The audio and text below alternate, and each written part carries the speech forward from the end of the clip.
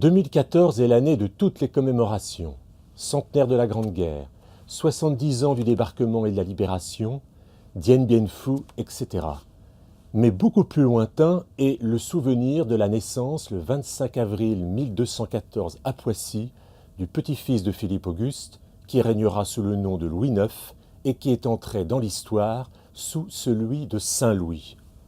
Alors le mois dernier, je ne pouvais pas vous parler de Jacques Le Goff sans évoquer son Saint-Louis. Eh bien, ce mois-ci, je ne peux pas commencer cette chronique sur Saint-Louis sans vous redire à quel point son Saint-Louis est certes un livre dense et difficile, mais un livre majeur qui restera comme un modèle du genre en termes de méthodologie et d'interrogation de l'historien sur son travail et sur ses sources. Alors, très différent est le livre de Philippe de Villiers, le roman de Saint-Louis. Il a en quelque sorte ouvert les festivités à la fin de l'année dernière. C'est déjà un best-seller et c'est justifié. Philippe de Villiers a choisi de raconter Saint-Louis à la première personne sous forme de mémoire apocryphe. La forme convient parfaitement à recréer la vie du roi et son époque. C'est une réussite. Entre les deux, publié pour la première fois il y a 30 ans dans la collection des grandes biographies Fayard, le Saint-Louis de Jean Richard reste une valeur sûre. C'est un livre équilibré, de facture classique, peut-être un peu trop parfois. Alors je ne vais pas vous raconter la vie de Saint-Louis, d'ailleurs on n'en sait pas tout, mais nous avons la chance de posséder des textes d'époque et des chroniques absolument irremplaçables. La plus connue, évidemment, c'est la vie de Saint-Louis par Jean de Joinville.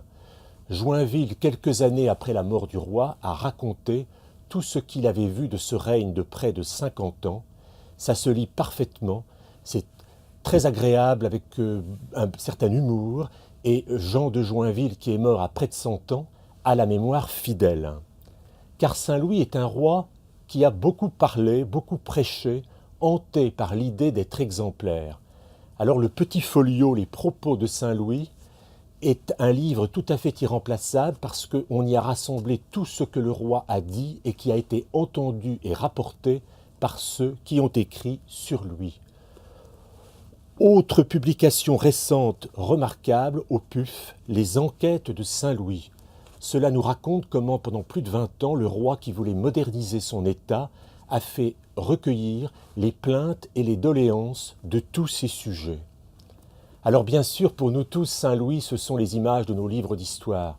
La justice sous le chêne de Vincennes, la Reine Blanche, mère et régente avisée, la mort au pied des remparts de Tunis.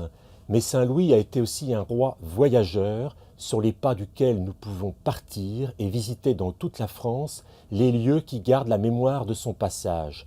Vous pouvez vous servir comme guide d'un très bon volume édité chez Ouest France sur les pas de Saint-Louis. Et puis enfin, en cette période de confirmation et profession de foi, on peut offrir à tous les Louis, mais aussi à tous les enfants, la figure de ce grand saint de France. Je vous propose ou une bande dessinée aux éditions du Triomphe, ou un album de facture plus classique, au parfum d'autrefois, que vient de publier Raphaël Dargent aux éditions Éveil et Découverte.